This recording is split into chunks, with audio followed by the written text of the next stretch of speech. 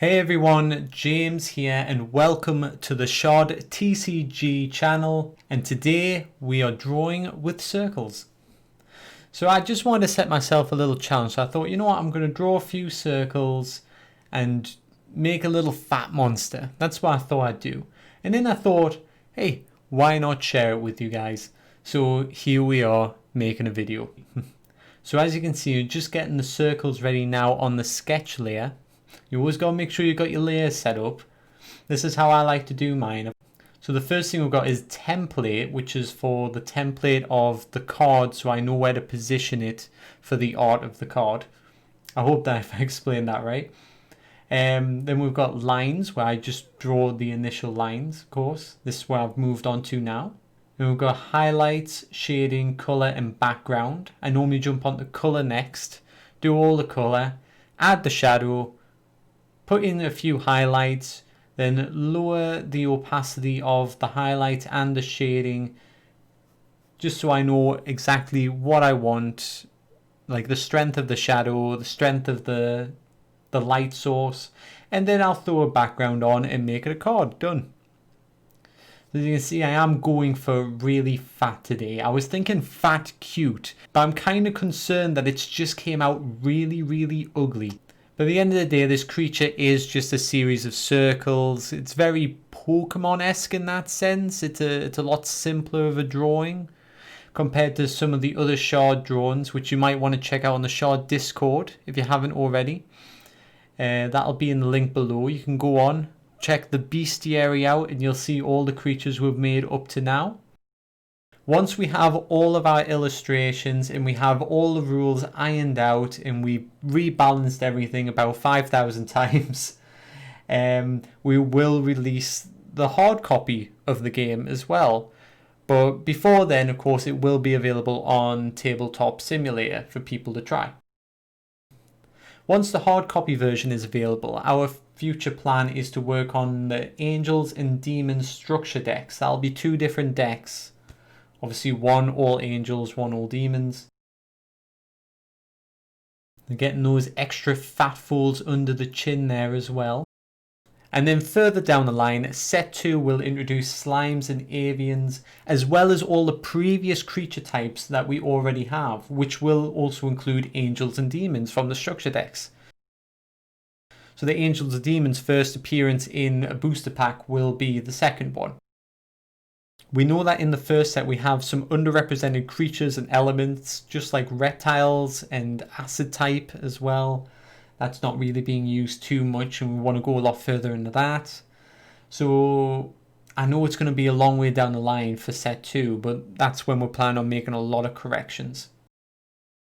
What I find with a lot of my drawings, and a lot of other people find this too, is that you can never truly be happy when you're done.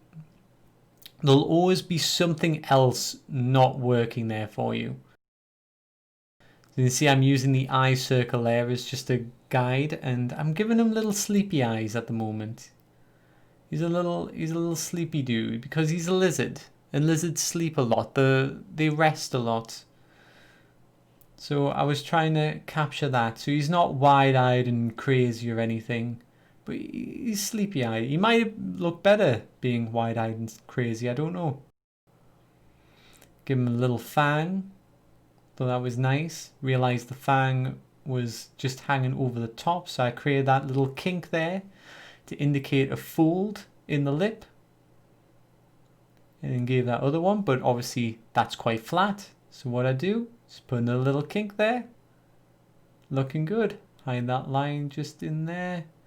Lots of little repositioning when you're using Inkscape.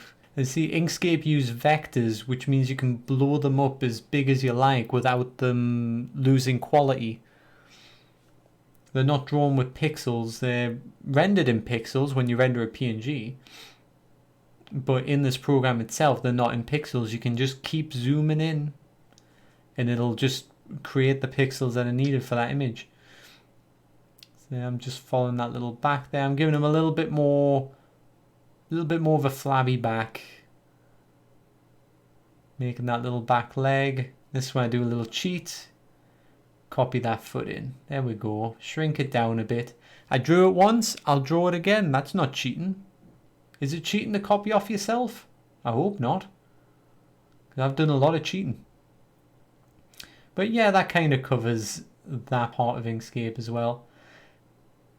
It's nice when you can just copy and paste things. It's good when you want the eyes to look just right. You copy the eye, move it over, and then you tend to just alter it slightly just for the angle and everything, so you get that imperfect perfection, because you want things as close as you can to each other without them being too perfect, or it doesn't look natural.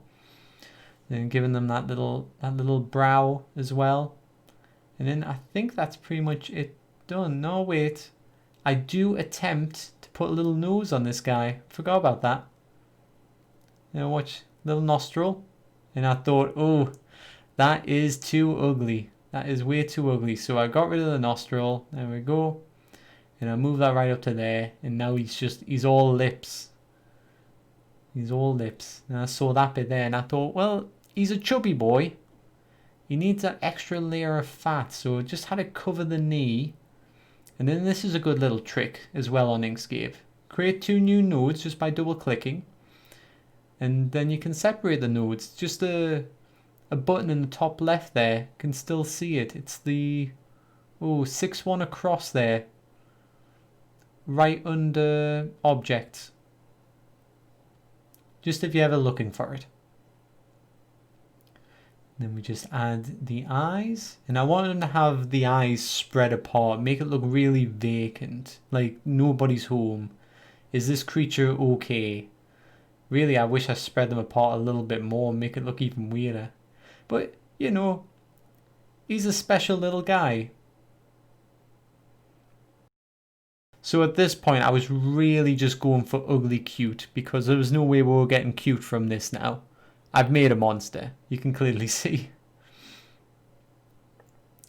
Do I put some finishing touches on here?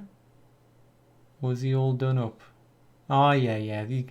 I gave him like a little Mohican. Not like a proper Mohican. Just a little ridge. Just something so you can break up that colour a bit, because I do a lot of block colours. So I like to put in little stripes or patches or blots or spots, just anything. Anything you can, just to add a little bit more colour, but in a block colour format. I don't do too intricate patterns. So this guy's going to be a little bonus card for the shard game as well, because we've only got a couple of lizards, so we're adding a few more. At the moment of recording this video, we're actually up to 184 card illustrations. So that's crazy, because when we play test, we still don't feel like there's enough cards. We want people to have as much variety as possible. And we are a little bit afraid of releasing a game that isn't essentially finished. In the sense that I want to play this type and there just aren't the options. Alright, well here's the colour version of him anyway. Done a little shading coming from the left there. He's got that little shine going over the eye as well. That's always nice. And added a few scales as well, just for subtle detail. Now I hope you enjoyed the colour pattern I went with. I went for something dark. I want him to look unnatural. I thought these are the best colours that kind of go together really. So I hope you like that. And just as a little sneak peek for everyone as well, I have put him in a shard card, so see what you think of that. Now this isn't the final draft of the cards, we are going through some big changes right now. Richard is working really hard on getting the website going.